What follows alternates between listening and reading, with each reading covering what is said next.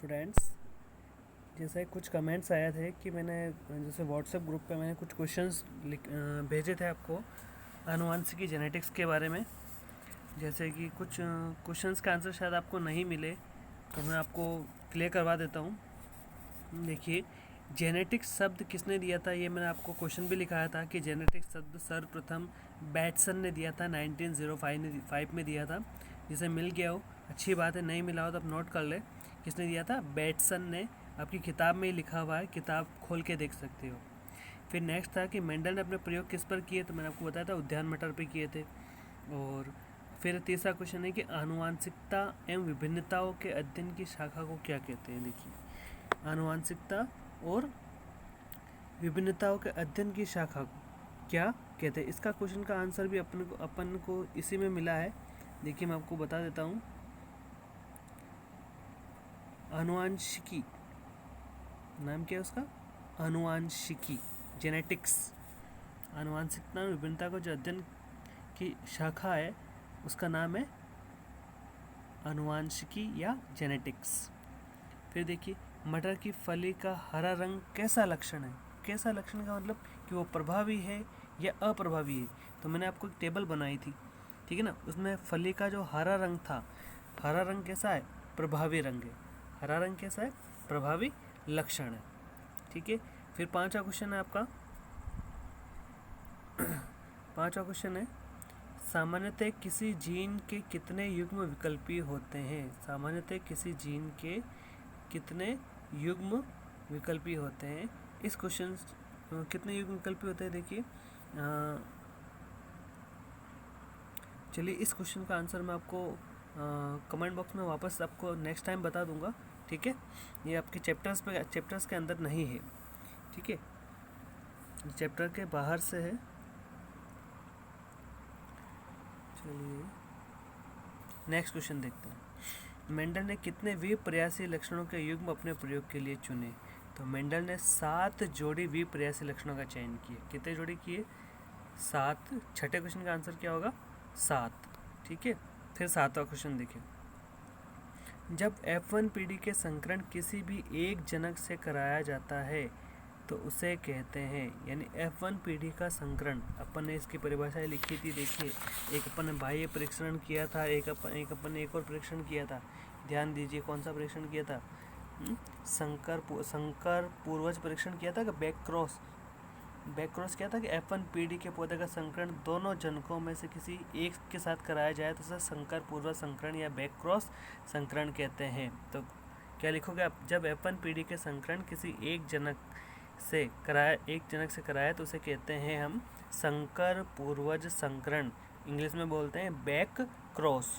फिर देखिए अगला कि संकरण टी का क्रॉस अगर स्मॉल टी से प्राप्त संतति का अनुपात होगा। अब देखिए इसका, आप अनुपात देखिए, इसका अनुपात क्या पूछा उसने, कौन सा अनुपात पूछा है, संतति का अनुपात पूछा है ना। तो आप देखिए संतति कैसे प्राप्त होंगे, ये आपके पेज नंबर 37 पे इसका सीधा आंसर भी दे रखा है। देखिए इसका लक्षण, इसके अंदर 2 पौधे तो लंबे प्राप्त होंगे और 1 पौधा बोना प्राप्त होगा, यानी 2:1। अगर लक्षण प्रारूप की बात करें लक्षण प्रारूप की बात करें तो लक्षण प्रारूप कैसे होंगे, लक्षण प्रारूप होगा इसका 3:1। क्या होगा, 3:1। आप पेज नंबर 37 पे ये पूरा डायग्राम बना हुआ है किताब में देखिए, किताब है आपके पास, तो इसके पेज नंबर 37 पे पूरा डायग्राम बना है टी स्मॉल टी का, हाँ बिल्कुल, स्मॉल टी का और कैपिटल टी का। और इसके नीचे वाले में किसका क्रॉस किसके साथ कराया जाता है वो भी देख लीजिए, पेज नंबर 37 पे भी मिल जाएगा। और अगर पेज नंबर 37 पे नहीं, चलिए रुकिए, थोड़ा सा करेक्शन है, करेक्शन कीजिए। अपने एक परीक्षण संकरण किया था, याद है आपको, परीक्षण संकरण। और परीक्षण संकरण में अपन ने ये लिया था कैपिटल टी स्मॉल टी का क्रॉस किससे कराया था, स्मॉल टी से। पेज नंबर 38 पे देखिए आप, क्वेश्चन नंबर 8 का आंसर पेज नंबर 38 पे देखिए। क्वेश्चन नंबर 8 का आंसर पेज नंबर 38 पे देखिए। किताब है, किताब का पेज नंबर 38, उसमें परीक्षण संकरण करवा रखा है। परीक्षण संकरण जो मैं आपको करवा चुका हूँ, ठीक है। तो प्राप्त संतति का अनुपात कैसा होगा, 1:1, यानी 50% लंबे पौधे प्राप्त होंगे, 50% बौने पौधे प्राप्त होंगे, ठीक है ना। ये होगा इसका आंसर। पेज नंबर, अब ये छोटा क्वेश्चन है तो इसमें 1:1 हो जाएगा। फिर देखिए नवा क्वेश्चन है इसका कि मेंडल ने अपने प्रयोग के लिए किस विपर्यासी लक्षण को नहीं चुना। अब ये देखिए, ये क्वेश्चन भी आपकी किताब से बाहर का है। मेंडल ने 7 लक्षण तो चुने, ठीक है, लेकिन उसने ऐसा कौन सा लक्षण है जो नहीं चुना, ठीक है ना। इसका आंसर भी मैं आपको कमेंट बॉक्स में बाद में 2 क्वेश्चन का आंसर मैं आपको बाद में बताऊंगा, एक 5वें क्वेश्चन का आंसर और एक 90वें क्वेश्चन का आंसर बाद में फिर बता दूंगा। फिर 10वां क्वेश्चन देखिए कि एक संकरण की F2 पीढ़ी में कितने प्रकार के जीनोटाइप बनते हैं। एक संकरण की F2 पीढ़ी में, अब एक संकरण की F2 पीढ़ी, यानी F2 पीढ़ी क्या होती है, एक संकरण की F2 पीढ़ी होती है अपने, ये देखिए आपका पेज नंबर 37 पे इसका आंसर मिलेगा आपको। पेज नंबर 37 पे कितने प्रकार के जीनोटाइप्स मिलते हैं, देखिए जीनोटाइप्स मिलते हैं आपको 1:2:1, 1:2:1।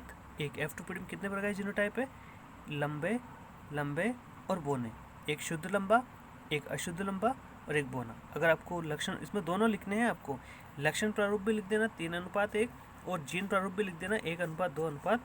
पेज नंबर 37 पे लिखा है, देखिए पेज नंबर 37 पर है, ये पूरा डायग्राम बना हुआ है लंबे पौधे और बोने पौधे का, ठीक है। एक संकरण की F2 पीढ़ी का पूरा डायग्राम बना हुआ है, ठीक है।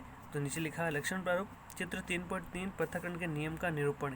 यहाँ पर देखिएगा लक्षण प्रारूप का अनुपात 3 लंबे पौधे और 1 बौना पौधा, और जीन प्रारूप है 1:2:1। 1 है समयुग्मजी और 2 है विषमयुग्मजी, 1 है समयुग्मजी। 1 पौधा लंबा, 2 पौधे लंबे वो भी अशुद्ध, और 1 पौधा शुद्ध बौना, ठीक है। ये हो गया आपका 10 क्वेश्चन के आंसर। नेक्स्ट देखिए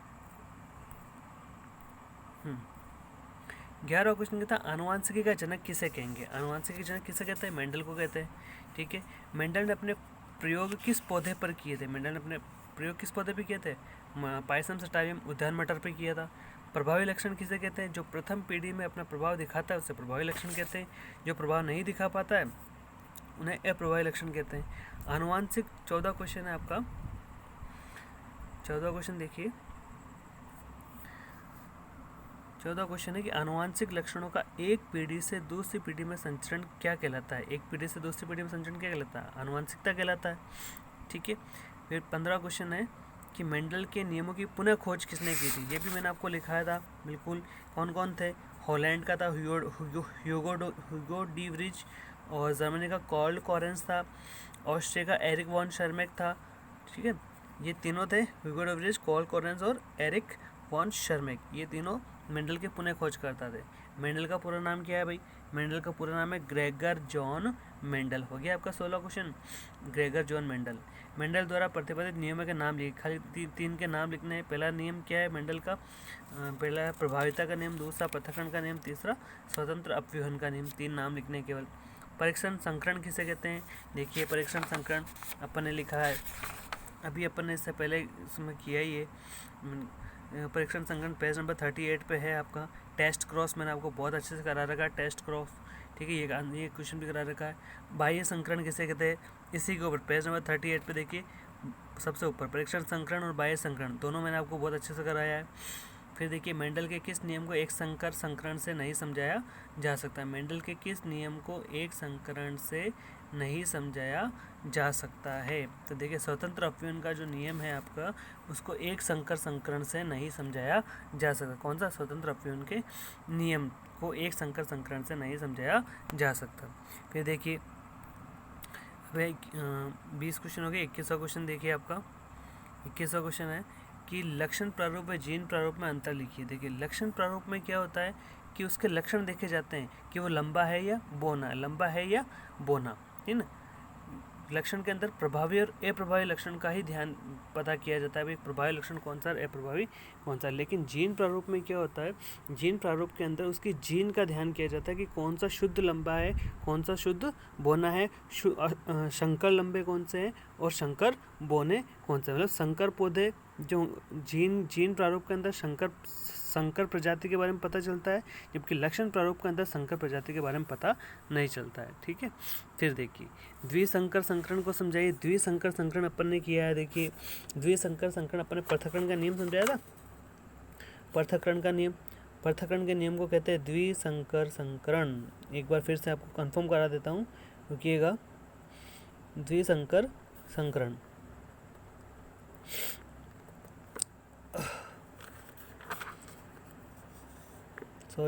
द्विसंकर संकरण का परिणाम देखिए, ये आपका अवशेष, ये आपका स्वतंत्र अव्यूहन का नियम है। ठीक है ना, आपका ना द्विसंकरण को समझाए, द्विसंकर संकरण को समझाने का मतलब है किसको समझाना है, स्वतंत्र अव्यूहन के नियम को समझाना है। तो 22वां क्वेश्चन का आंसर है स्वतंत्र अव्यूहन का नियम समझाइए। ठीक है, 23वां क्वेश्चन है कि मेंडल की सफलता का कारण लिखिए। मैं आपको बता चुका हूँ। मेंडल ने अपने प्रयोग के लिए मटर के पौधे को ही क्यों चुना, इसको भी मैं बता चुका हूँ। मेंडल का संक्षिप्त जीवन परिचय लिखिए। तो मेंडल का संक्षिप्त जीवन परिचय क्या है कि मेंडल का नाम क्या है, ग्रोगर जैन मेंडल है। 1882 में इनका जन्म हुआ था और 1884 में इनकी मृत्यु हुई थी। इन्हें फादर ऑफ जेनेटिक्स, इन्हें आनुवंशिकी के पिता कहा जाता है, क्योंकि मेंडल ने सर्वप्रथम पादपों के वंशागति के नियमों का प्रतिपादन इन्होंने किया था।